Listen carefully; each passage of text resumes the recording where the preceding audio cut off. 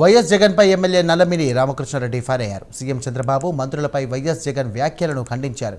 Super 6 super hit సభ success అయితే జగన్ జీర్ణించుకోలేకపోతున్నారని అన్నారు. ఆసానానికి brand అంబాసిడర్గా Jagan మారిపోయారా అని నల్లమిల్లి రామకృష్ణారెడ్డి అన్నారు.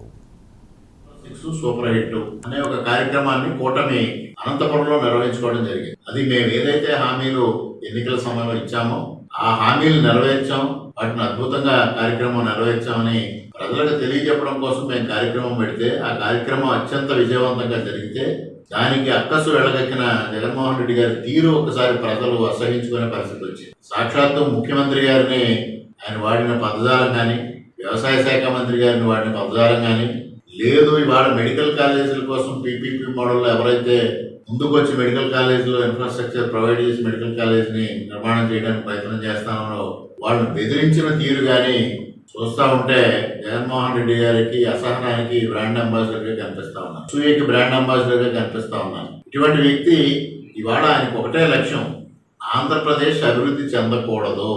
ఆంధ్రప్రదేశ్ ప్రజానీకం ఆయన్ని ఓడించారు కాబట్టి ఆంధ్రప్రదేశ్ ప్రజానీకం అంధకారంలో ఉండిపోవాలి, అడుగంటిపోవాలి. తద్వారా ఆయన ఒక సైకో ఆనందాన్ని పొందడం